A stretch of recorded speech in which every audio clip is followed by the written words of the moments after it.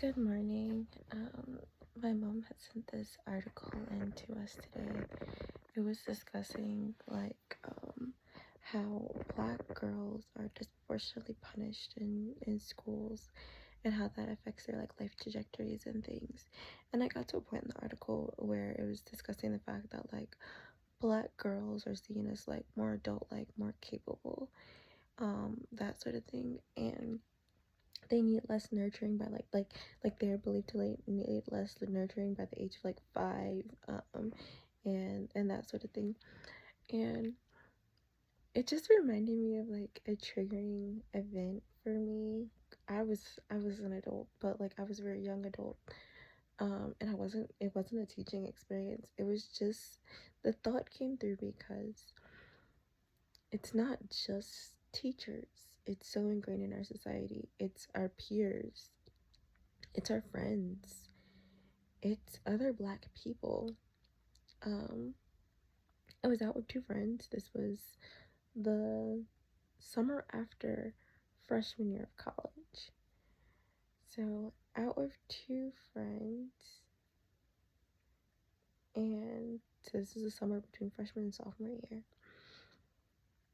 And these are two friends from high school. Well, really, we associated in high school. We weren't super close, but we were friends. We're walking around by the harbor, and we're three friends. So it was me, a male, black, and a woman. I've never asked her race, but very pale. I've always presumed she was Hispanic or Italian. Or both. Yeah. I think she's mentioned certain things. And the reason I didn't ask her race is because growing up, I was asked "What are you? Where are you from?" a lot, and it was kind of like a sticking point for me and different people in my family. So I thought it was just rude. So I didn't really ask. I didn't really think it mattered. As I got older, I see it more as central to people's identity, and some people want to know, and some people want you to know where they're from because different experiences like that shape them. But for me, I'm just well, we're all in America together, so our skin is clearly different. But other than that, I don't really I'm not gonna guess you're anything other than American. And then also asking people where you're from, stuff like that. I'm not trying to get into whether your legal status or not. I'm not trying to get into that. And the reason is because if you're not here legally, I don't think I want to know that. Not because I treat you differently, but just because I never wanted to know crimes. And it is a crime. Whether or not it should be, I'm not arguing that point at the moment. It just stressed me out, and I just felt yeah, let's if we're friends, I mean, if someone wouldn't tell me, I knew some people's background because they wanted me to know, but I didn't ask. Okay, so there's me, there's her, there's him, three of us walking down the pier, the harbor together. Two guys approach us, and actually it was two guys and a girl, so the exact opposite of us approach us, but the girl was masculine. Yeah. So the two males would each of our numbers. The one definitely wanted to speak to Karen, and he was "You're pretty too, but no offense, she's better." There's nothing about that that's not offensive. There's literally nothing about that that's not offensive. And the guys, the way it started off is the guys are "Oh, are all three of you guys together? Are basically both of y'all his bitches?" I'm "We're neither. Neither of us are his bitches. Like, don't just come out of nowhere and start being offensive." But then it was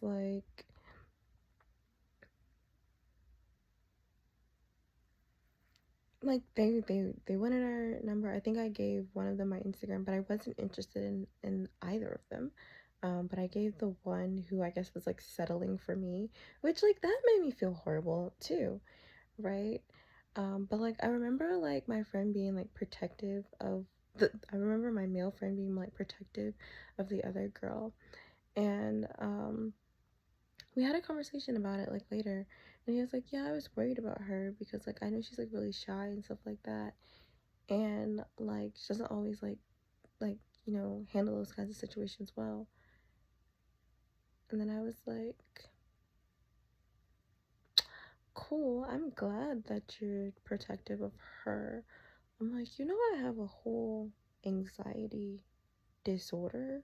Like, it's a generalized anxiety disorder. I was terrified. I did not know those people. They came out of nowhere just being kind of offensive. You didn't think that I needed to be protected also? Well, you always speak up for yourself just fine. You always, you know, move just fine. And it was like a point of like, well, I have to. I am not fully allowed to show people how scared I am. Imagine like that hearing that kind of made me tear up, and it makes me tear up to this day.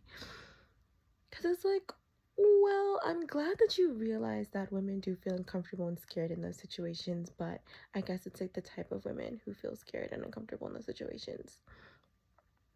I don't know what it is about me that makes it seem like, oh, like you're fine. You can fend for yourself. But it has been happening throughout my life where it's like, well, I've got to defend myself. I've got to make it seem like it's okay. I've got to be the voice for myself, because even though other people are aware that this is uncomfortable, even though other people like can see that like, oh, well, you know, this is a difficult thing for me. It's like, well, you've got it, and that hurts. And I see it with peers. I see it with adults too. Um, it just hurts so much more when you see it with peers. Like it pierces your heart. But as much as like we are conditioned, you know, to have less nurturing, um, other people are continuously conditioned to nurture us less. Like, it's not just adults being conditioned this way. Like, you teach the next set of up and coming adults, like, that they need less. Like, my friend really thought that, like, she'll be fine. She's always fine. I was not always fine. I was going through a lot emotionally, and I was like, yeah. I'm like, you actually know that I have generalized anxiety? Or I'm like, I don't know if you remember, but like you should, because like this is a thing central to my identity. I am actually always very anxious, and even if I don't seem like I'm anxious, because masking is very real, um I am struggling internally, and I try my best, and my best is damn good, but like it would be really nice to have the support of the people around me, because these people were creepy, they were rude, and like it just, I just felt like insulted at every turn. It's like, okay, like, yeah, the other one is, I guess, you're more attracted to her. I have not ever felt the need, like in a group of people, like there's obviously one that I am more attracted to tell the other people, you guys are fine too, but he's the cuter one. The actual fuck is that? It's not a compliment. It's just insulting. And then like your fat friend, like they were like brothers. It was like a weird situation because like I think the fat one was the brother to both of them. Not weird, but like they were brothers. There was the more fit brother, and then there was the fat brother, and then the fat brother had his masculine sister there too. But whatever. Like, I'm glad the masculine sister. I don't know if it was like revealed, but it's like, yeah, we're heterosexual. So I'm not really gonna go there with you, person. But so yeah, it's just entrenched in our society, and it makes me sad. And like it makes me feel like I will not be supported. It makes me feel like I'm not cared for the same way as other people. I'm seen differently as other people. Like, as other women, it's like, am I less of a woman? Am I like, because I don't feel like more of a woman in that situation. Like I grew up watching the princesses and everyone too. It's like, even Fiona, a fucking ogre, was rescued by Shrek. I'm just fucking saying. Like, we grew up watching the princess be saved. We grew up watching people be damsels in distresses. And then we are taught that, like, no one is coming to save you. So it doesn't make us feel, like, very, like the average woman, like, very feminine. And, like, I hate saying that because, like, there's, like, that whole thing of, like, be feminine and submissive and all that other bullshit. I am a very feminine woman. Um, I also feel like I have to protect myself, which is often associated with masculinity. And there are ways to protect yourself, even still femininely, but it's just like we were in the presence of someone else, like a man, and like we were all young, we were all around the same age. Granted, he was a young man too, so it's like, okay, maybe but it's the fact that he wanted to come to someone's aid, it just wasn't mine. And we were two women in a similar position. And when I think about that scenario, I can see how scary it is to be lusted after. I'm in that position often now. Like, in that position, in that situation, she was the most lusted after one. But it's also very hurtful to be lusted after and also disliked. It's hurtful to both. I can I can definitely see why she needs protection. It just baffles me why it wasn't seen why I also needed like protection or a friendly, like, like squeeze, or like, are you good, are you okay? And I'm the same person. Even if I felt terrifyingly uncomfortable, I would probably be like, I'm okay. And I think that this has been studied, but it's like people sometimes will say they're fine or they're okay, and like in the midst of like these kinds of situations, even after the fact, because they don't want retaliation, they don't want more to continue. So if you say, oh, it's good, it's kind of like it loses its edge. People lose their desire to like keep going. It's also like, oh, I got what I came here for. It's like if someone like approaches you and it's like, okay, here you go, here's my number. It's like, oh, I don't have to keep trying. No, you don't. You got it. You won whatever you came here for. You've gotten it. So now you can go. And yeah, I like that is my defense mechanism for myself. But it does make me feel like unprotected. And I also feel like, okay, now if said person does decide to come back and attack me, people are like, oh, well, you wanted that because you gave them your number. I gave them my number so they would go. And I gave them my number because when we were approached, I did not show signs that I was interested, but I also have a tendency of just like being like, okay, here you go. Like, okay, bye now. Hope you have a great day. Like, I don't wish ill on these people. I don't want to be attacked. I so much don't want to be attacked. And I clearly see that the people around me, they are like walking around with like these blinders, or they see things through like this weird lens where it's like, one, I don't need protection. So it's like, okay, I have to figure out how I'm going to keep myself safe, because even amongst my peers, it's not evident that, like, I would feel uncomfortable at all in this scenario. Like, it's also kind of like okay, what's crossing my mind is like how like pathetic it all is. It's like that sense of like,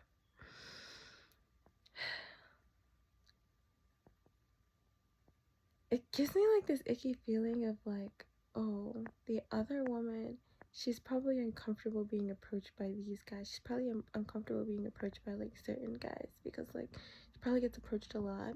And then like for me, it's like, well, she's lucky she was approached at all, so maybe she just is gonna enjoy this moment. And the way I feel is like, first, okay, well, I think there are differences between how I'm approached and how other women are approached, because of rumors about us. Like, it's like, oh, like, there's the rumor that Asian women are so soft and like Latinas are spicy. White women, you have to like come at them with like a different kind of approach. Like they're like somewhere in between there, but they can also be feral or whatever. But it's like black women are these hard, gruff women, so like, you gotta, I don't know, be rough with them back or whatever. It's like, it's weird. There's different rumors about us, so there's different things that like have become societally acceptable about how to approach us. Um, and then there's like the who's interested in who. Like other races, of most people tend to date within their same race. Most people in general, but within like black people, or black men are more likely to date outside of their race than black women are. I think out of all the races, I don't know. It's somewhere like with black men and white men, but both of them are more likely to date out of their race. But I feel like with white men, even though they're more likely to date out of their race, they're more likely to date out of their race with like like Hispanic people and with Asian people than with black people. But so like, yeah, like it's kind of like the idea that like, oh, black women are like the least sought after, right? But even within every group there are outliers. Like me personally, I've always been a pretty sought after person. So like these seedy guys, like this seedy bunch of people, I'm like, and they were black, they were all black too. um I get approached by black people all the time. It doesn't make me feel comfortable, actually. Most of the time I was getting approached by like a lot of different people though, because like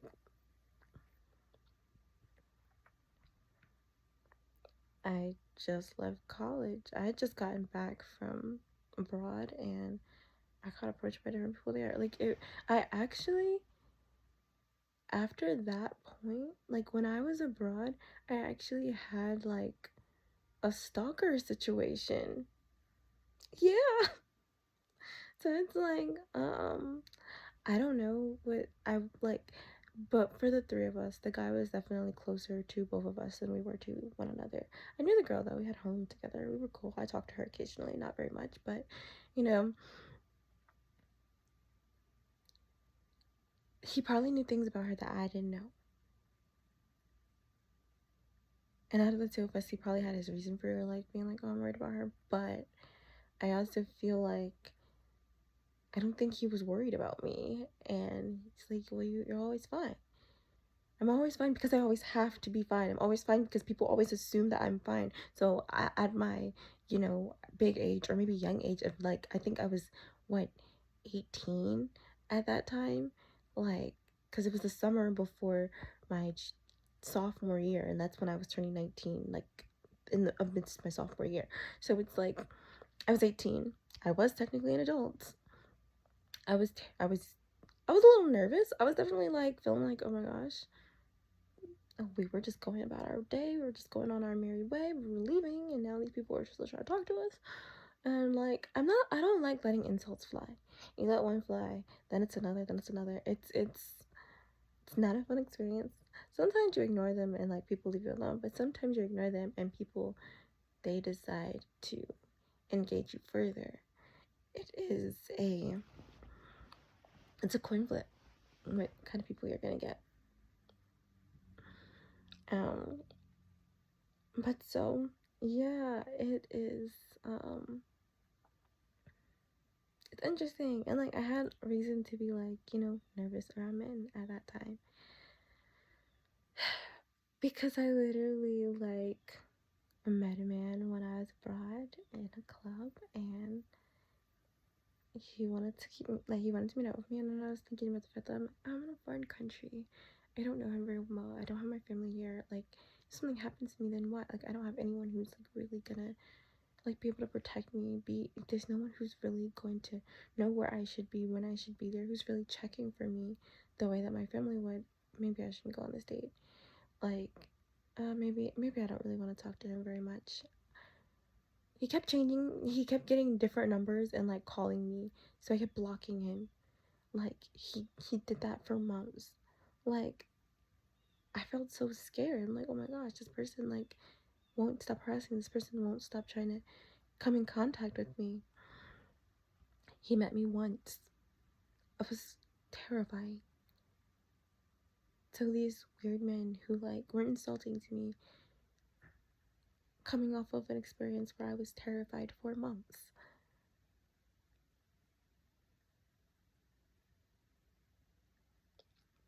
I thought you would be fine. I was fine. I will be fine. Because I have to be fine. And that's a peer. And so just imagine, like, teachers feeling like, oh, well, she's always fine. You're not right. Like, the teachers, the staff, the students, like, the people, parents even, you're not right. Like, you're a strong child.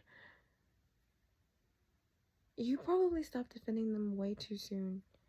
Or you probably never defended them at all based on when you met them. And just because they're a survivor, like some people think like what doesn't kill you makes you stronger. What doesn't kill you makes you a survivor. What doesn't kill you makes you a survivor. It's really that simple. If it didn't kill you, you survived it. And like giving people, you know, like this lens of like you're just fine. Some people will be just fine. I think most people, we adapt. We take even at our 5-year-old brains, even without critically understanding what's happening to us, we notice the differences, but we have to make ourselves okay. The brain does all kinds of things to make us okay, but they have all kinds of words for it: maladaptive coping mechanism, all these things. We say, oh, it's the culture. We say all kinds of things because it's like, yeah, we had to adapt differently. And you're telling us the way that we adapted was wrong, but it's kept us alive all this time. And you still treat us different as adults. You still continue to treat us differently. You want to treat us differently and you want to hold us to the same standards. And it's it's like societal gaslighting also.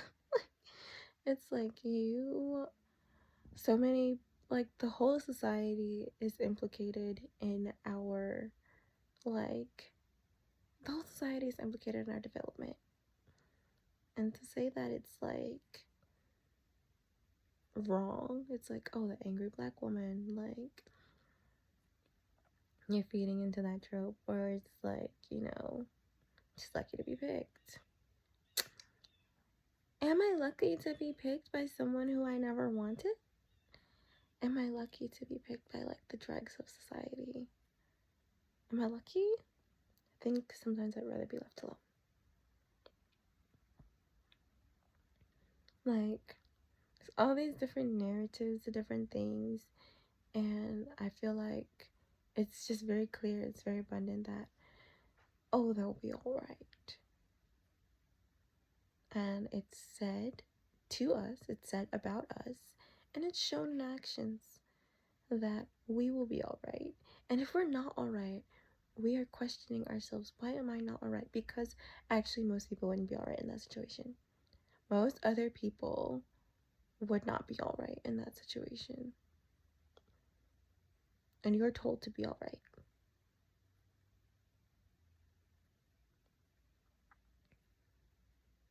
A 5-year-old who gets hurt, dust yourself off, you're fine. Or, oh, you just keep crying. And I'm guilty of this. My little cousin, she like broke her ankle at my parents' house when I was a kid. And I thought she was exaggerating. I'm like, you're always playing around. You know that you're fine. Come on. Still do stuff for yourself. You're okay. You know, you're always playing these games.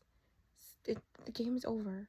We all know that you guys were playing around when you fell. Like, we know that, like, that fall was a stunt that you and my sister were practicing. And, you know, the stunt didn't stop your parents from going on their dinner come on now, stop acting. They're not coming back now. They're coming back to get you in the morning. She's actually very hurt. And yeah, I didn't believe her. A lot of us didn't believe her because we thought, okay, you're playing a son, you're fine, you're playing this game. She was in critical pain, and I think she like minimized, like she was in it was broken, and we're all just like, no, cut it out, stop it, you're fine. Like, okay, maybe you hurt it a little bit because you were playing around, but like, come on, you can walk. She was broken. And I think about like how how she handled it. It was like she was limping and stuff, and she was like moving around like, everyone keeps telling me it's fine, but I'm in so much pain and like I'm not being believed. And I think that's like a perpetual thing that happens. Like, I don't think everyone's like having a broken ankle, but like there's something that's bothering us, there's something that's saddening us, and it would sadden anybody. It would be something that's like, it could be severe, it could be minor, but we're not given permission to have, we're told our feelings aren't real, and we're not given permission to have like the same emotions that other people have. We are told we are fine way too soon without being heard out, and it's like, it makes us feel uncared for. Like, no one cares. So it does affect the trajectory of your life when you feel like no one will make sure that you're okay. For me, I felt like I go through two oscillating extremes. No one's gonna make sure I'm okay, so I have to work extra hard to make sure I'm okay because no one is coming to save me. And then I go through the extreme of no one's making sure that I am okay. I am exhausted and I don't even care if I'm okay. No one else cares. Why should I care? Sometimes I begin to let my life fall apart because it's like a rubber band. I spread myself too thin. I stretch myself out. I try to do as much as I can do, and then the rubber band snaps, and I'm collapsing, and I'm just like, whatever. Like, society expects me. I don't know how society doesn't expect me to collapse. Society would expect anyone else to collapse in this situation. I'm collapsing. I am tired. No one cares if I make it, so I'm not gonna make it. I'm not gonna succeed. I'm not gonna do good. I don't care.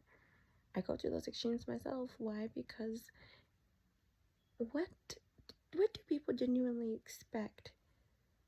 Like, there's two types of students. It's the students who you tell you're not gonna ever be shit, you're not ever gonna amount to anything.